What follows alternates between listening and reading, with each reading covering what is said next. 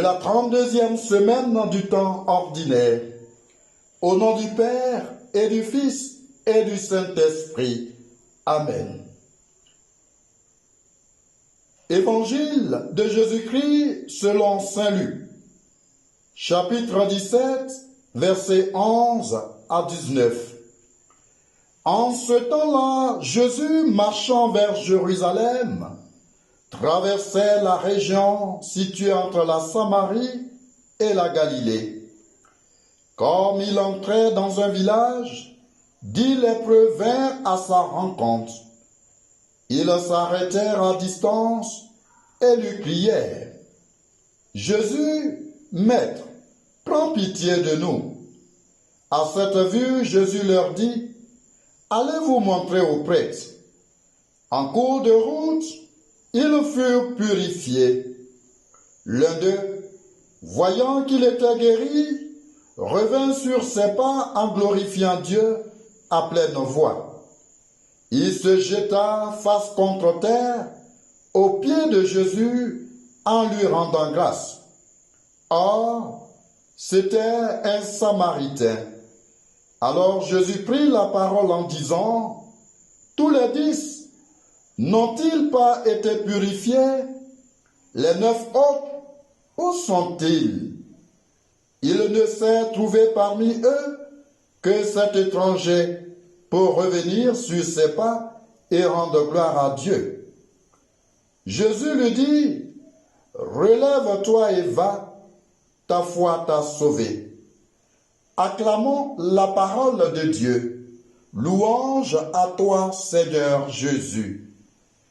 Bien-aimés, frères et sœurs en Christ, hier, nous vous exhortions à devenir des pierres vivantes qui servent à construire une maison spirituelle autour de Jésus-Christ, la pierre vivante. Aujourd'hui, dans l'action de grâce, la liturgie nous permet de célébrer une des icônes de l'Église, le pape Saint Léon le Grand. Son pontificat dura plus de 20 ans. Docteur de l'Église et défenseur de la civilisation, il remporta plusieurs victoires sur les hérétiques et les barbares. L'humanité, la douceur et la charité furent les principales vertus du pape Saint Léon le Grand. Avec lui et bien d'autres saints, nous comprenons que le rétablissement de la dignité de l'homme, la sauvegarde des œuvres face aux adversités et aux vents contraires, passe nécessairement par l'enracinement de notre foi en Dieu, le Père, et en son Fils Jésus-Christ, mort et ressuscité, qui se fait tout à tous.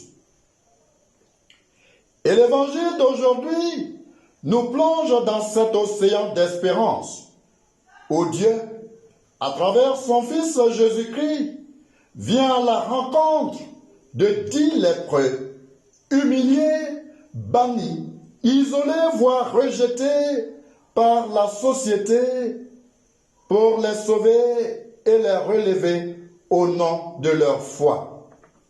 Ces marginalisés, ces parias de la société, dans leur quête constante de guérison, trouvent bon accueil auprès de Jésus. Jésus, Maître, prends pitié de nous. Au nom de leur foi, la gloire de Dieu une fois encore se manifesta et tous les 10 lépreux connaîtront de ce fait la guérison.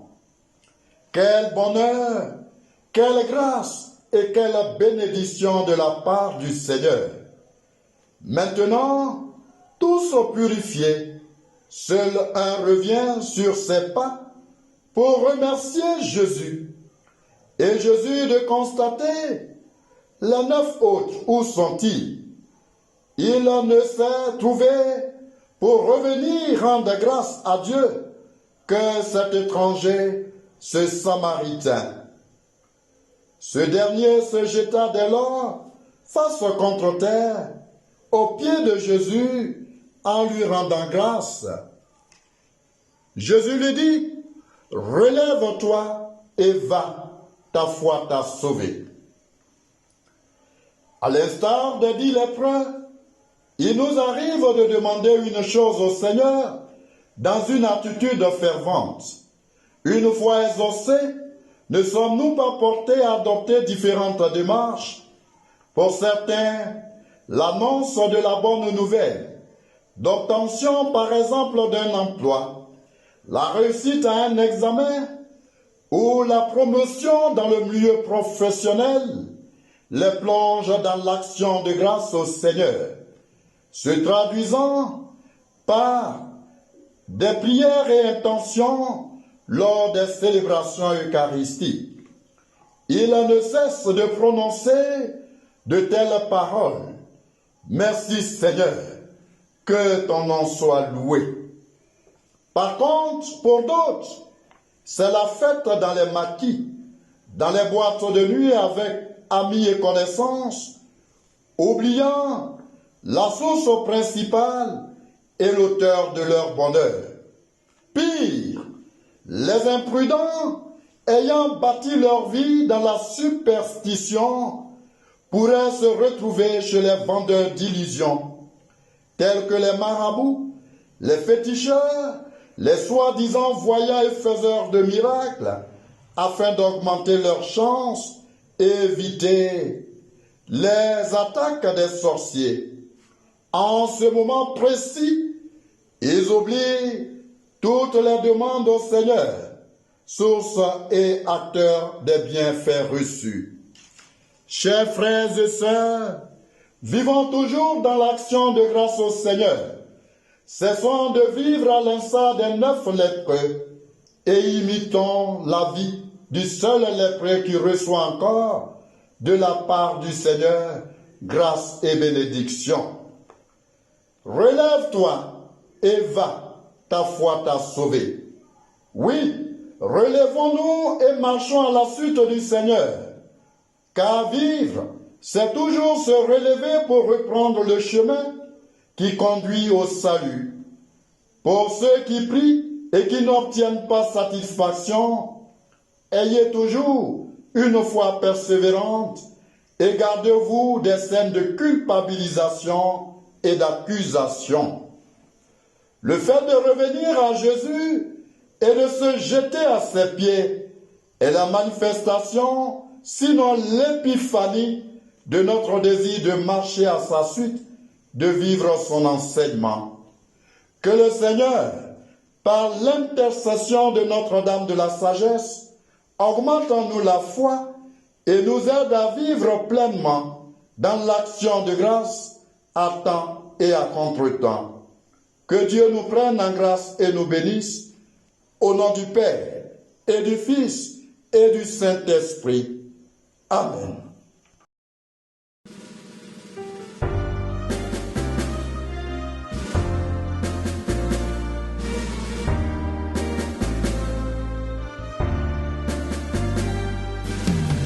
Allez partout, proclamez la bonne nouvelle. Soyez moines à la maison et apôtres dehors.